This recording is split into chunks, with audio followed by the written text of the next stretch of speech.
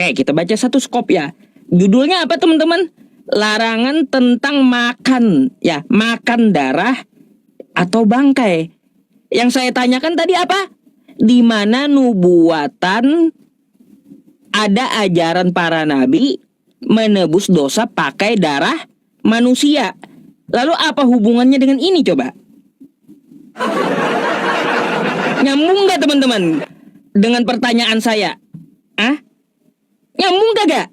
Dia kasih ayat ini, mana nubuatannya menebus dosa pakai darah manusia. Lalu dia tunjukkan kepada kita larangan makan darah. Nyambung gak?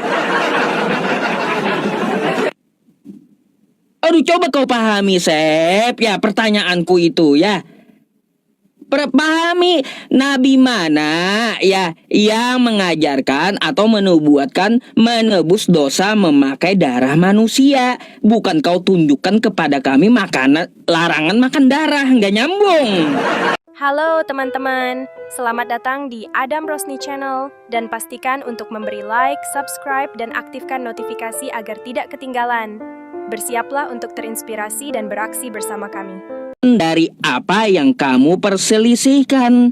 Jadi Sep ya, Al-Quran kami menjawab Nabi Isa sendiri yang memberikan kesaksian, yang menjelaskan di dalam turun dua kali nanti gitu ya. Gitu. Jadi di sini ayatnya, dengan siapa dia diserupakan ya. Nanti Nabi Isa sendiri nih yang menjelaskan sebagian apa yang kamu perselisihkan. Oke? Jelas? Jadi tidak menyebutkan nama. Jadi sengaja Allah Subhanahu wa taala ya teman-teman di dalam Quran surah An-Nisa ayat 157 tidak menyebutkan nama. Kenapa? Kalau disebutkan nama ya nggak perlu lagi turun Nabi Isa. Udah ketahuan dengan siapa dia diserupakan. Kan kayak gitu. Tapi ini belum tahu. Dan Allah Subhanahu wa taala langsung mengutus Nabi Isa turun kedua kalinya untuk menjelaskan dengan siapa dia diserupakan dan terus bagaimana kronologinya di abad pertama itu. Gitu ya. Tuh, agak sampai 1 menit saya jawabnya. Berkaitan tentang Yosef ya. Ya saya 53. Kau perlu belajar lagi deh kayaknya ya. Iya, kosakata zera ya. Kamu tahu nggak zera itu apa? Di bahasa Ibrani, zera. Ini Sep, zera itu tanya aja orang-orang Yahudi sperma. Ya, sperma, zera, gitu. Makanya diterjemahkan keturunanmu. Keturunannya benih, benih ya, benih, bukan keturunan rohani. Kau jangan ngeles di situ ya. Di sini benih, kau paham kan benih, makanya aku bilang jahera. Kosakata Ibrani yaitu sperma, jemahnya ya. Makanya di sini diterjemahkan keturunannya atau benih gitu. Bukan keturunan rohani. Nggak bisa kau kibulin aku. Silakan kau bantah itu ya. Kalau ya saya 53 untuk Yesus, mana bantahannya? Kayak gitu. Di situ tertulis ya, tercatat bahwa ya Yesus akan melihat keturunannya. Pasti itu. Pasti sesuai bahasa teks aslinya. Terus juga ya teman-teman semuanya tentang masalah Imamat 11 nomor 7. Inilah ajaran Kristen dusta dalam segala hal ya. Nih teman-teman ya, saya tidak meminta masalah larangan makan darah, enggak. Yang saya minta itu ya teman-teman, mana nubuatannya menebus dosa pakai darah manusia. Lalu Yosef membawakan larangan makan darah. Apa nyambungnya coba? Itu larangan makan darah ya. Nih, perikopnya kau baca. Kan biasanya kalian tuh ya, kalian. Nih. Imamat 11 atau Imamat berapa di bawah Yosef tadi? Imamat 7.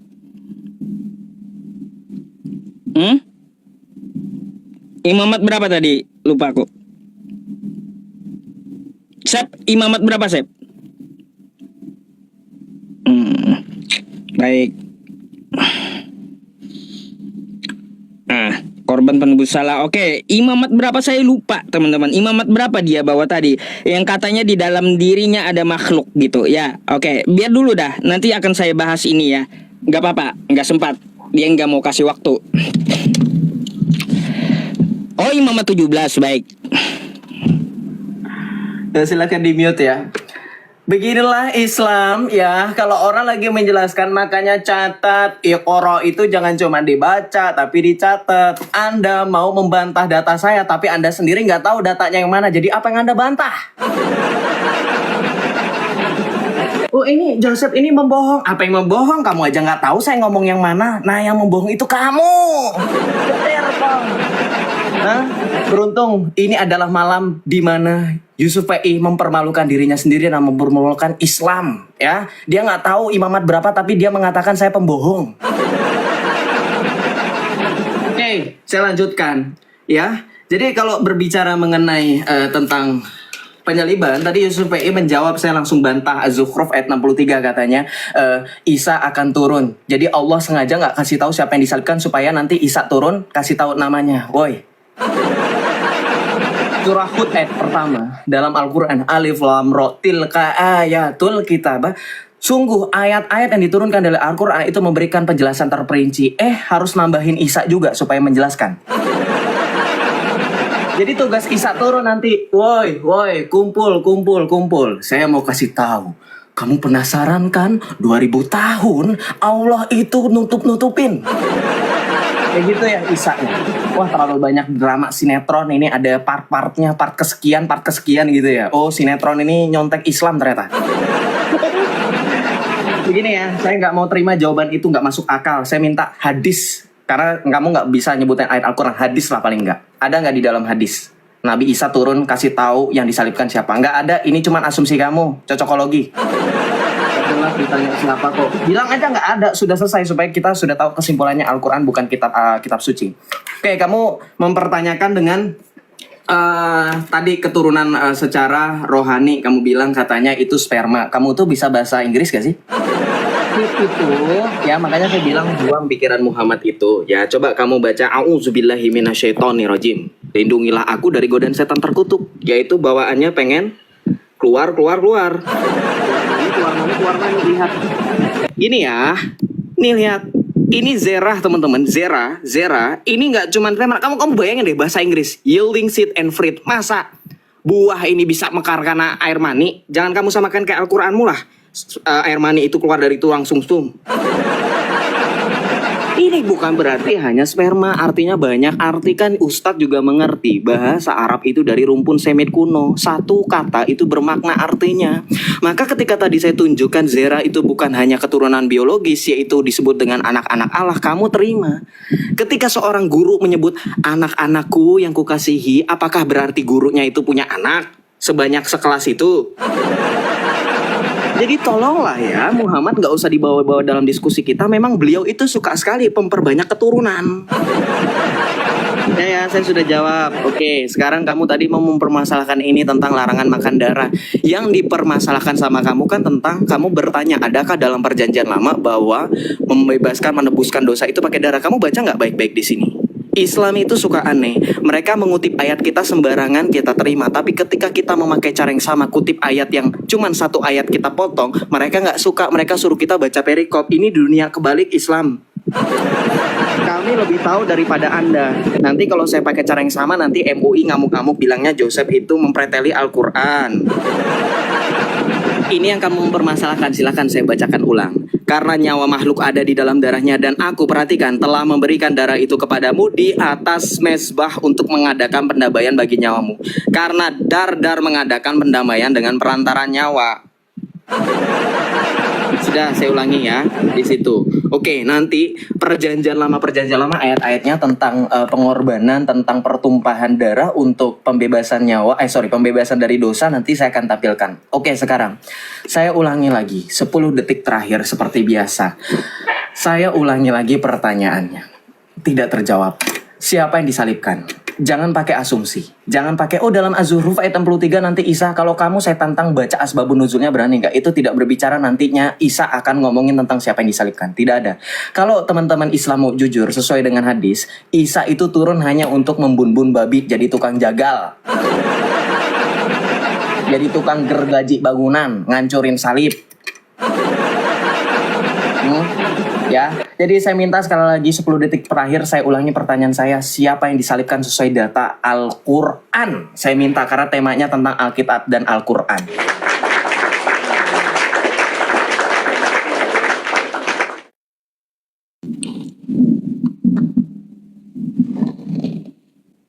Oke.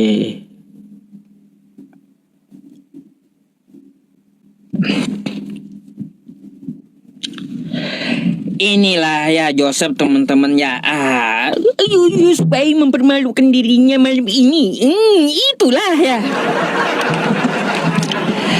Bukan mempermalukan Sep ya, karena ya kitab kau itu di dalam otakku gitu. Ku tahu kau itu menipu gitu. Makanya ku langsung bukakan aja ya nih ya ayatnya. Ya. Di sini ya teman-teman, kalau kita kan nanti baca ke tengah langsung comot-comot ayat katanya. Baca satu skop. Oke, kita baca satu skop ya. Judulnya apa teman-teman? Larangan tentang makan ya, makan darah atau bangkai. Yang saya tanyakan tadi apa? Di mana nubuatan ada ajaran para nabi menebus dosa pakai darah manusia. Lalu apa hubungannya dengan ini coba?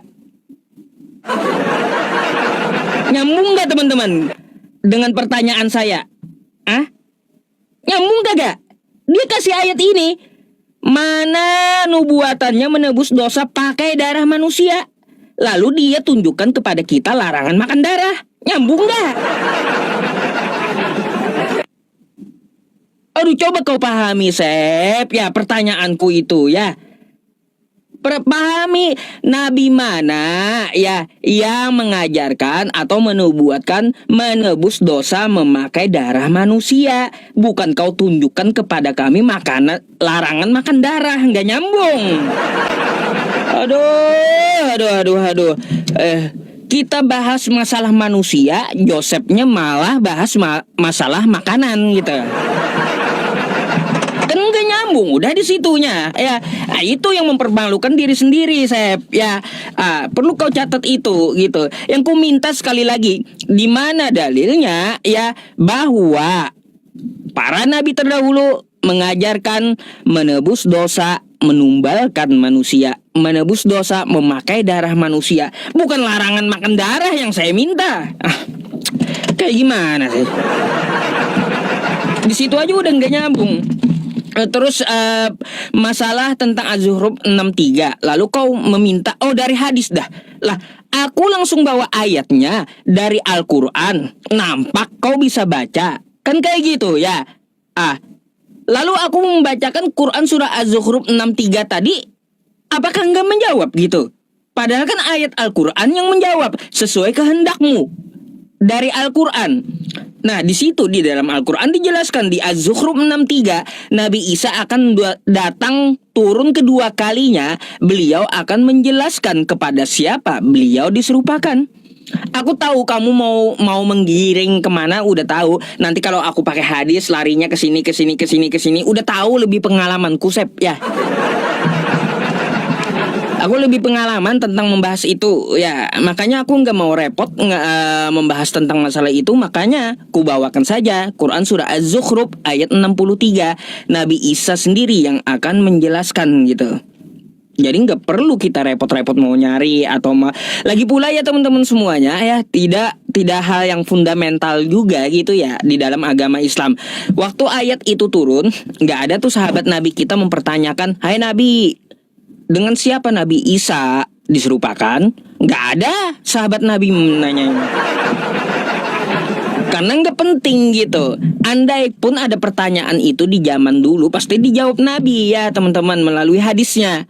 Tapi nggak nggak ada para sahabat mempertanyakan hal itu. Karena apa? Karena kagak penting. Gitu, kagak penting ya teman-teman semuanya. Jadi begitu, Sep. Ya, coba perhatikan ya. Kamu mengatakan aku tidak memperhatikan jawabanmu. Sekarang kamu yang tidak memperhatikan pertanyaanku. Bikin malu. Sekali lagi, aku mau tanya ya sama kamu. Kuulangi lagi pertanyaannya. Di manakah nubuatan para nabi terdahulu ya menebus dosa memakai tumbal darah manusia? Itu dulu ya. Itu dulu. Berkaitan tentang masalah Yesaya 53 Zerah tadi ya. Mana bantahannya? Kamu menunjukkan di situ seperti kata Zerah tadi kamu pakai ke kalimat yang lain kata kamu kan. Tapi kalau ini kita lihat di situ terjemahnya adalah benih. Artinya apa di situ? Hal pokok kandung yang terdapat di dalamnya, Sep. Ya, anak kandung.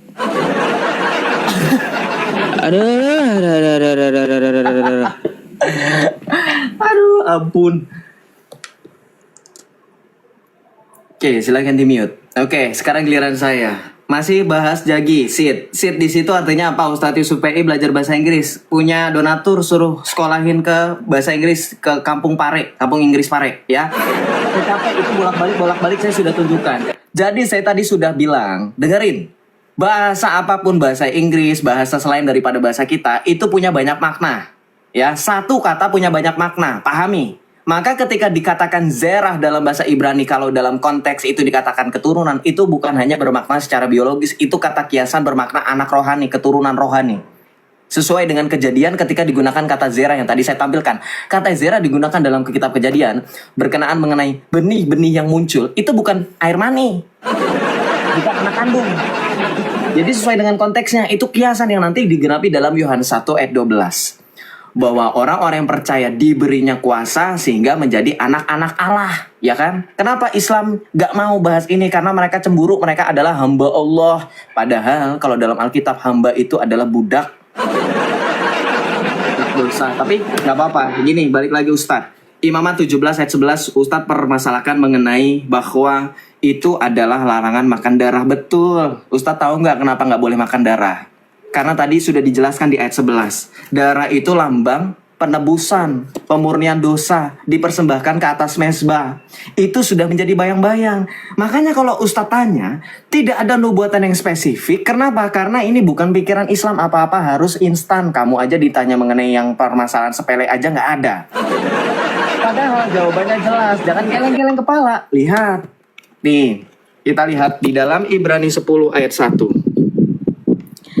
Di dalam hukum Taurat hanya terdapat bayangan saja dari keselamatan yang akan datang dan bukan hakikat dari keselamatan itu sendiri. Karena itu dengan korban yang sama yang setiap tahun terus-menerus dipersembahkan, hukum Taurat tidak mampu menyempurnakan mereka yang datang mengambil bagian di dalamnya. Jadi alasan kenapa bangsa Israel tidak boleh makan darah, karena darah itu melambangkan penyucian. Sama seperti kalau kamu baca di dalam Injil Matius, di mana Tuhan Yesus mengatakan, inilah darahku, darah yang kutumpahkan bagimu, dan bagi banyak orang. Maka kita memakan tubuh dan darah Kristus dalam rupa hosti dan anggur. Itulah penyempurnaannya. Maka di dalam imamat kenapa dilarang? Karena imamat ini berkenaan sebelum kedatangan Mesias. Itu menjadi satu-satunya keselamatan mereka. Oke, paham? Ya, maka ketika kamu berbicara mengenai nubuatan, tadi sudah digenapi di dalam Ibrani 10 ayat 1 bahwa Yesus dikatakan sebagai anak domba Allah dalam Injil Yohanes oleh Rasul Yohanes. Inilah anak domba Allah. Yesus dikatakan sebagai anak domba. Kenapa? Karena Yesus adalah sesuai dengan nubuatan dalam kitab para nabi. Seperti dalam Yesaya kan betul, seperti anak domba yang digiring kepada tempat penyiksaan dan tidak membuka mulutnya. Yesus dikatakan sebagai anak domba. Maka Yesus itu dikatakan sebagai anak domba bukan berarti dia hewan. Itu kata kiasan juga, jangan sampai salah ya Islam ya. Oke. Selanjutnya saya bahas mengenai katanya Ustadz Yusuf PI, para sahabat itu tidak pernah bertanya mengenai penyaliban. Ya yang gimana mau nanya, orang nggak boleh menanya kok sama Allah katanya. Islam yang ada di sana, kamu percaya nggak kenapa para sahabat Nabi nggak pernah bertanya-tanya. Lihat Al-Maidah 101 Ustadz baca, wahai orang-orang beriman, janganlah kamu menanyakan kepada nabimu hal-hal yang jika diterangkan kepadamu menyusahkan kamu. Nyusahin katanya kalau nanya, nyusahin kalau tanya. Al-Maidah 101 katanya. Jadi kenapa nggak ada yang nanya tentang penyaliban? Karena kata Allah dilarang bertanya. Tuh. Ya, kemudian saya balik lagi. Kalau Anda ngotot dalam surah Az-Zukhruf ayat yang ke-63, nanti kamu jawab ya, itu kenapa nggak boleh bertanya. Ya, ternyata bikin susah. Nggak mau, bukannya nggak ada yang nanya, tapi dilarang. Ya, pada takut. Oke, kamu baca di sini. Tidak ada satupun ya yang akan menjelaskan sesuai dengan tafsir atau asbabun nuzul apa yang diselisihkan, apakah penyaliban, enggak. Ini ajaran-ajaran. Sekarang kalau memang Nabi Isa menjelaskan, kenapa dalam surah Hud ayat pertama dikatakan Al-Quran itu ayat yang telah disusun dengan rapi kemudian dijelaskan secara terperinci? Ustadz jawab, kenapa Al-Quran dikatakan sebagai kitab sempurna? Karena dia menjelaskan secara terperinci dan diturunkan dari sisi Allah yang maha bijaksana lagi maha teliti. Ternyata Allah butuh bantuan Isa sebagai sekretaris pribadi untuk menjelaskan lagi. Maka sesuai dengan klaim Allah, 5 detik terakhir saya ulangi pertanyaan saya sesuai dengan klaimnya. Siapa yang disalibkan menurut Al-Quran? Silakan dijawab.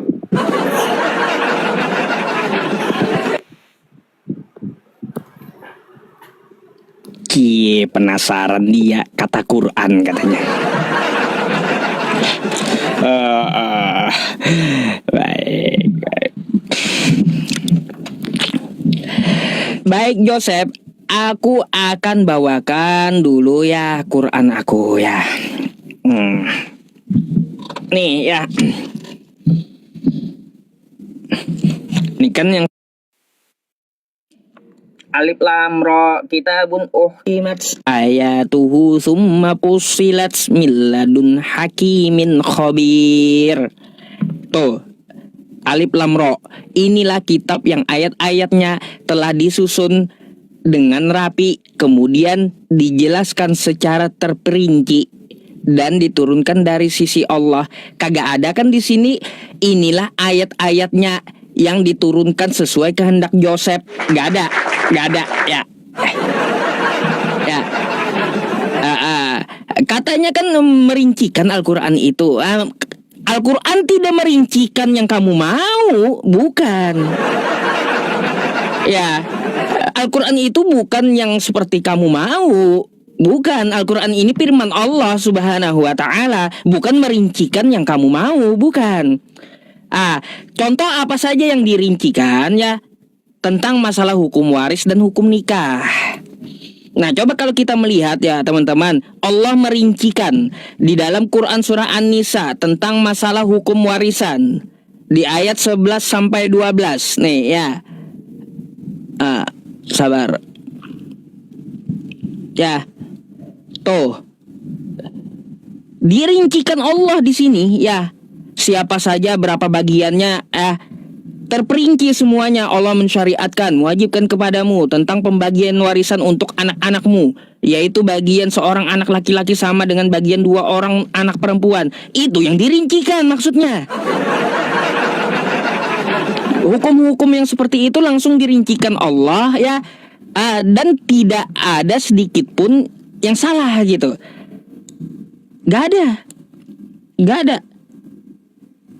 Coba di kitab kau tebalnya aja banyak kan kayak gitu ya. Tapi masalah hukum waris kagak ada. Aduh. Coba ya, yang dimaksud terperinci itu ya merincikan masalah hukum waris ya, mengatur tata cara nikah kan kayak gitu. Itu rinciannya, bukan merincikan kehendakmu, bukan. Gitu Sep ya, kamu perlu tahu gitu apa maksudnya ayat itu. Terus di dalam Quran surah Az-Zukhruf ayat 63 tadi ya, aku nggak akan merubah jawabanku Sep ya, karena itulah Al-Quran. Aku jawab seadanya aja sesuai dengan yang tertulis di Al-Quran. Aku nggak mau aku mengada-ada gitu ya. Silakan ya, kamu kalau mau tunggu Nabi Isa turun kedua kalinya silakan ya. Gitu aja. Karena aku jawab pakai data dan pakai terjemah. Kalaupun pun ya mau ambil tafsirnya juga boleh, silahkan gitu. Ya, silahkan.